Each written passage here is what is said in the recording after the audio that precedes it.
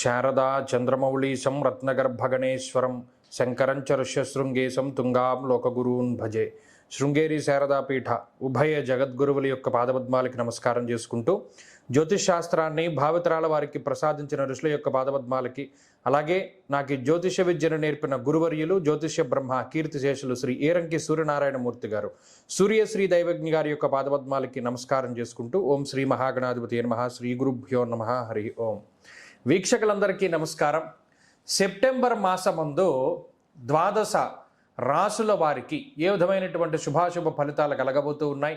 ప్రత్యేకించి మీ రాశి వారికి నవగ్రహముల తాలూకు సంచారం వల్ల సంభవించేటువంటి శుభాశుభ ఫలితములు, అలాగే ఆ గ్రహముల యొక్క స్థానములు, ఆ స్థానస్థిత గ్రహముల తాలూకు ఫలితాలని పూర్తి శాస్త్రబద్ధమైనటువంటి ప్రమాణంతో గోచార దర్శనం వంటి ఉత్కృష్టమైనటువంటి గ్రంథం ఆధారంగా సప్రమాణంగా తెలియజేసేటువంటి ప్రయత్నం చేస్తాను. చాలా క్లుప్తంగా ఈ కార్యక్రమాన్ని మనం చూద్దాం.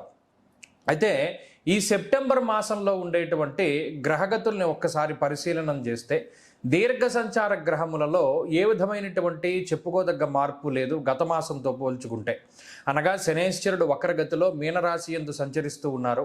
అలాగే రాహుకేతువులు కుంభరాశి సింహరాశులు యందు సంచరిస్తూ ఉన్నారు.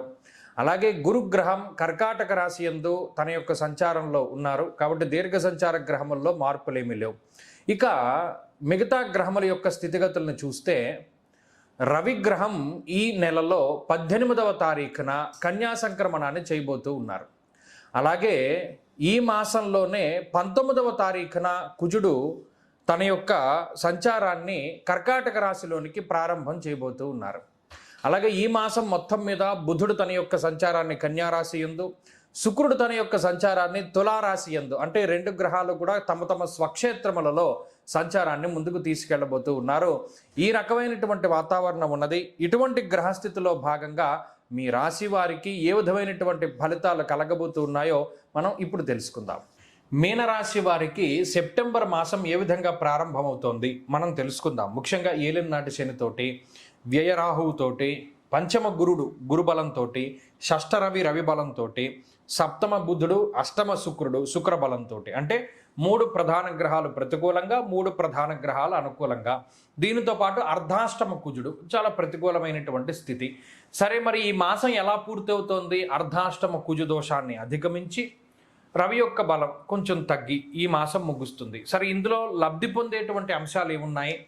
18వ తారీఖు వరకు ఉండేటువంటి గ్రహగతులు రవి యొక్క బలం వల్ల షష్ఠేరవౌ సుసౌఖ్యాదిన్ యత్ర కార్యార్థ సాధనం.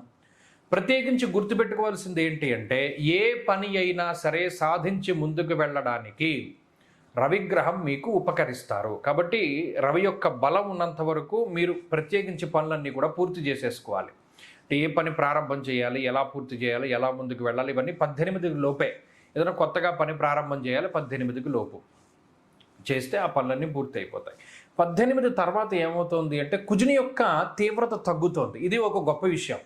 ఆర్థికంగా ఉండేటువంటి ఇబ్బందులుగా మీరు అనుకునేటువంటి పరిస్థితుల్ని, కుటుంబపరమైనటువంటి విషయాలు, ఉద్యోగ వ్యాపారాలకు సంబంధించిన విషయాలు, తల్లిగారి ఆరోగ్యము, కుటుంబ విషయాలు, ఇవన్నీ కూడా కుజుడు చాలా ఇబ్బంది పెట్టి డిస్టర్బెన్స్ని తీసుకొచ్చాడు.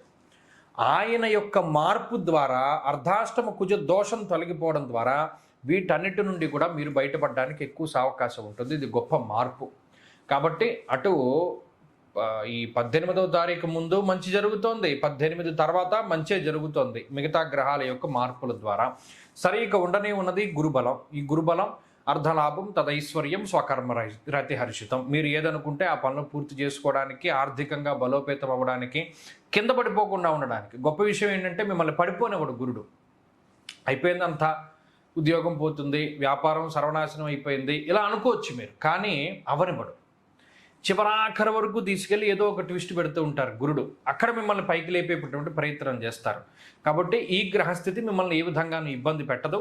ప్రత్యేకించి సెప్టెంబర్లో మీకు ఉండేటువంటి ఫలితాలన్నీ కూడా కొంత అనుకూలంగానే గోచరిస్తూ ఉన్నాయి. శుక్రుడి యొక్క బలం ఉన్నది. శుక్రుడు లక్ష్మీప్రదమైనటువంటి గ్రహం, లక్ష్మీ స్వరూపంగా ఉండేటువంటి గ్రహం. కాబట్టి ఆ శుక్రుడి యొక్క అనుకూలత వల్ల అటు లక్ష్మీదేవి యొక్క అనుగ్రహం ఉంటుంది. అంటే మీకు చక్కగా ఆర్థికంగా మీరు బాగుంటారని మనం చెప్పుకోవచ్చును. కాబట్టి మొత్తం మీద ఆగస్టు నెలతో పోల్చుకుంటే సెప్టెంబర్ మాసం మీనరాశి వారికి చాలా బాగుంటుంది. మీనరాశి వారికి ఆర్థికంగా, ఆరోగ్యపరంగా, కుటుంబ పరంగా, సామాజికంగా ఏదైనా ఒక పదవిని పొందాలి అన్నా కూడా మీనరాశి వారు పొందగలుగుతారు.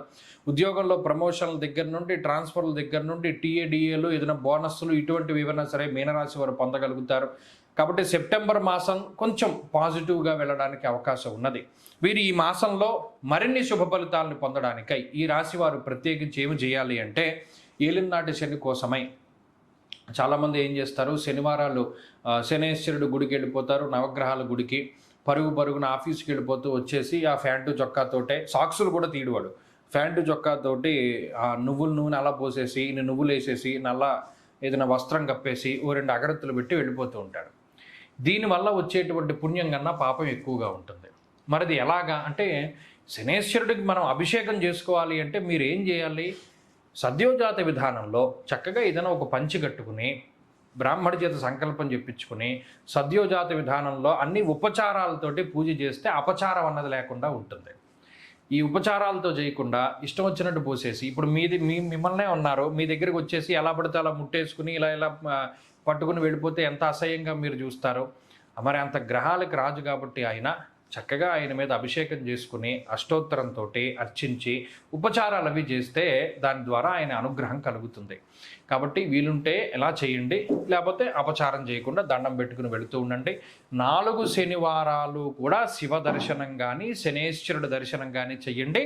దీపారాధన చేసుకోండి. నంది దగ్గర దీపారాధన చేస్తూ ఉండడం ద్వారా కూడా మంచి ఫలితాలు సంప్రాప్తం.